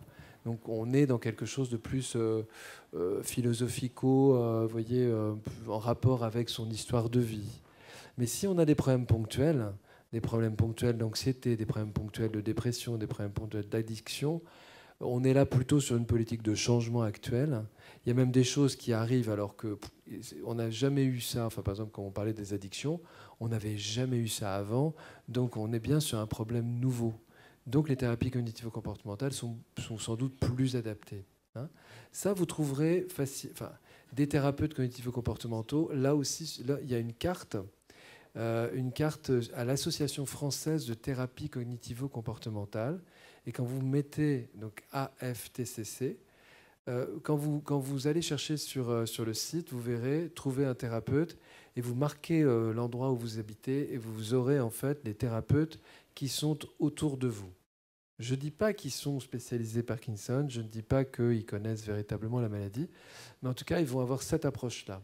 Moi, c'est vrai qu'en envoyant à l'hôpital beaucoup de gens à l'extérieur, effectivement, des fois, la psychanalyse n'était pas adaptée dans le sens où des fois, certains psychanalystes, mais là encore, c'est des caricatures, ne parlent pas. Et donc, les patients revenaient en disant... j'y suis allé une fois, on m'a demandé de raconter ma vie, etc. Je suis allé une deuxième fois en disant mais la maladie de Parkinson, c'est quand même très très lourd et difficile à vivre. Et puis la troisième fois, en fait, je me suis bien rendu compte que c'était pas ça l'intérêt. Il fallait qu'on reparle encore de plutôt ma vie, ma petite enfance, etc. Et donc ça, à la troisième fois, je suis pas retourné, quoi. Parce que c'est pas ça que j'attends. Parce que ma problématique, c'est la maladie de Parkinson et ses conséquences. Vivre avec mes proches, vivre avec moi, vivre avec mon travail, vivre avec...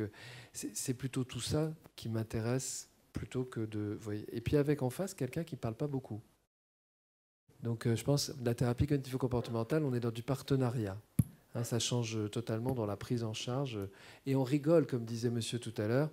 On rigole, on n'est pas là pour pleurer, on est là pour... trouver des solutions. Bien sûr qu'on peut pleurer, oui, bien sûr. Mais pleurer, c'est pas ça qui fait changer les choses. Hein, donc, pour avoir fait des tas de groupes aussi Parkinson à la Salpêtrière, les gens passaient à côté de la salle en disant « mais ils n'arrêtent pas de rigoler, qu'est-ce qu'ils font ?»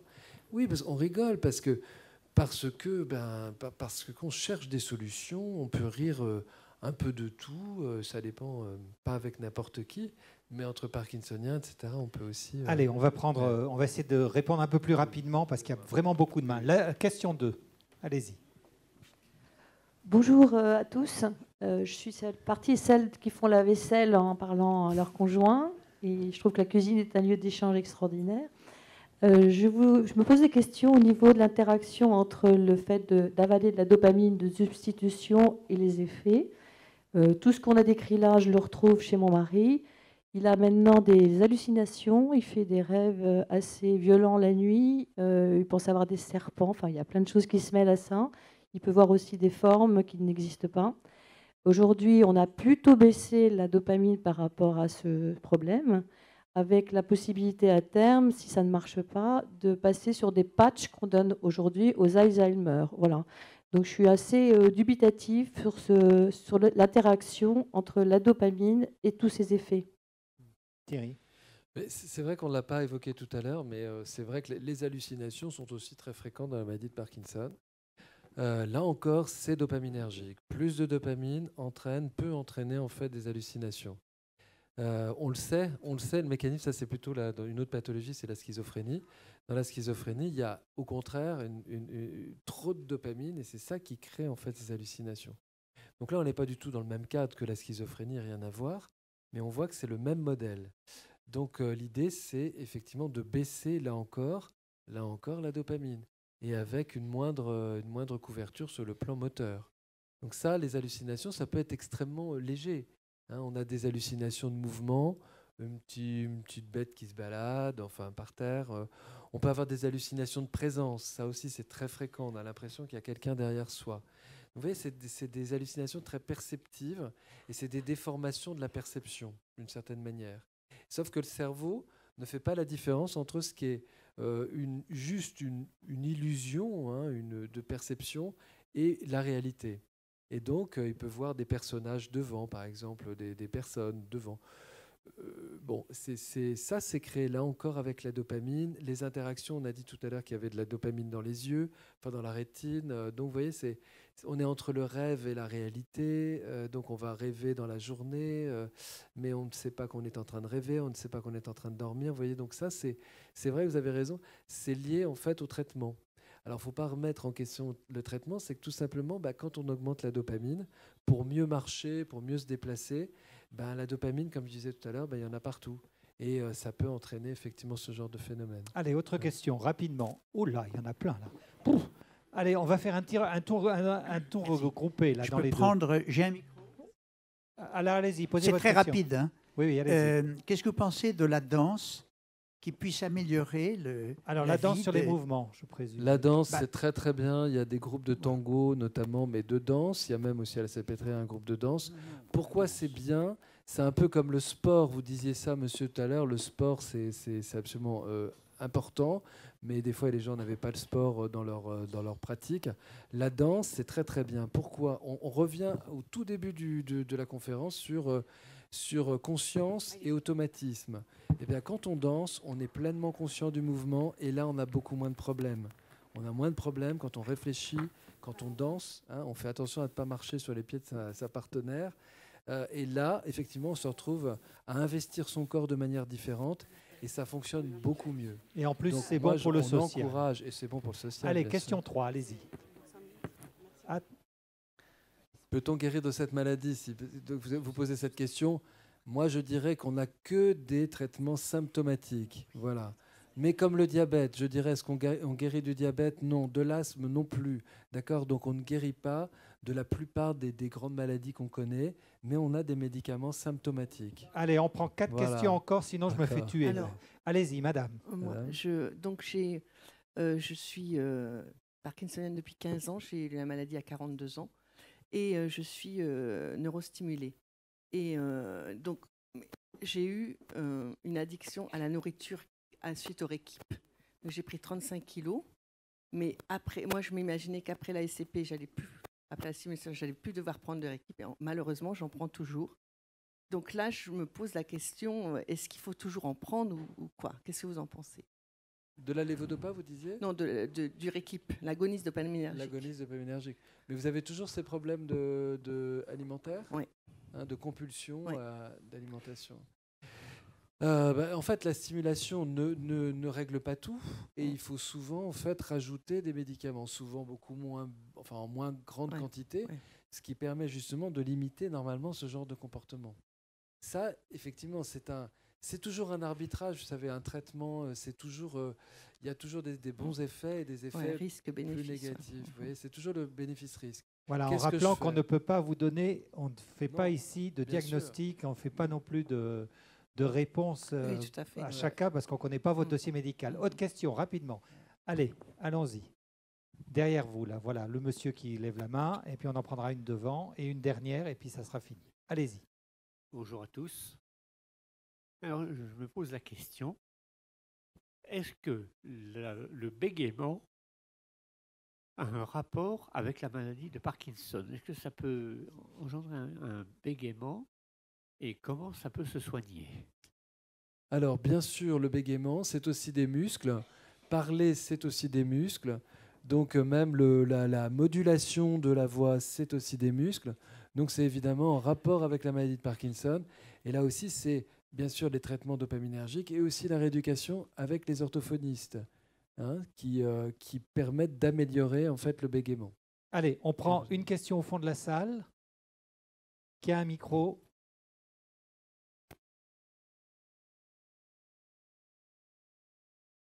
Et puis après, je vais laisser la parole à Florence Delamoy. Et tout simplement, vous pourrez éventuellement, les 2 ou 3 qui n'auront pas posé la question, vous pourrez venir la poser individuellement à Thierry. Allez-y. Donc, je suis enseignant-chercheur, je suis détecté depuis 2 ans de Parkinson. Je rejoins la difficulté de préparer un cours et d'être bien au moment où le cours démarre. C'est impressionnant, quoi. Mais je me soigne. Et en fait, je me soigne à la Pitié-Salpêtrière et mon médecin me prescrit du Modopar toutes les 4 heures en me disant déclenchez votre téléphone. Or moi, je suis plutôt du côté, j'ai envie de lui désobéir parce qu'il y a des moments où je me sens très bien, je ne sens pas du tout le besoin de prendre du Modopar. En particulier après une journée de 20 km de marche, j'ai l'impression de ne pas avoir, je suis très bien nerveusement, j'ai vraiment l'impression, je m'en passe d'ailleurs. Donc, je voulais savoir si vous pensez que c'est dangereux de ne pas être régulier au niveau de la dopamine. Et la deuxième question, c'est que j'ai un frère jumeau et il n'a pas Parkinson. Donc, je voudrais savoir s'il y a des études qui sont faites sur les jumeaux. Allez, on répond rapidement à vos 2 questions. Ouais. Alors, la première. Donc, la première question, ça, c'est une question effectivement qui se pose souvent au début en fait, de la mise en place du traitement. Est-ce que je suis observant sur les horaires ou est-ce que je suis observant sur le nombre de prises? Moi, je dis qu'il faut être régulier. Il faut quand même être régulier par rapport à la dopamine parce que même si un jour, vous allez vous trouver bien, en fait, souvent, parce qu'en fait, c'est vraiment très cyclique. Et donc, vous allez vous retrouver moins bien le lendemain si vous avez été moins observant le jour d'avant. C'est pas comme une aspirine, c'est pas à prendre comme une aspirine. C'est vraiment un traitement régulier avec des petits cycles et des grands cycles. Donc, c'est la régularité et le côté obsessionnel. C'est sûr que les Parkinsoniens qui sont obsessionnels vont être mieux traités que ceux qui sont un peu plus laxistes, etc. Ce que vous faites, en fait, c'est juste essayer de reproduire le côté naturel de cette dopamine qui vient en permanence dans notre cerveau, vous voyez. Donc, c'est plutôt, je continue, je prends mon traitement, j'essaye de pas adapter. Et la gémellité. Et puis, l'histoire de la gémellité, eh bien... En fait, est-ce que vous êtes homozygote ou hétérozygote? Est-ce que c'est un vrai ou un faux? Il est d'accord, donc c'est un vrai. Il y a des formes de Parkinson qui sont génétiques. C'est extrêmement rare, d'accord? C'est très très rare. S'il n'y en a pas dans la famille, il n'y a pas de raison en fait que votre jumeau soit parkinsonien. Vous voyez, ce serait la réponse que je ferais. Voilà, merci Thierry Guetta. Dans une seconde, vous pourrez lui poser des questions si vous n'avez pas pu les poser dans la salle. Une information pratique, une fiche sur les troubles cognitifs a été réalisée par l'association France Parkinson. Vous pourrez la récupérer si vous êtes intéressé à la sortie de la salle. Et pour le reste, je laisse la parole à Florence qui va vous donner un certain nombre d'informations sur les différents espaces où vous allez trouver vraiment beaucoup d'activités.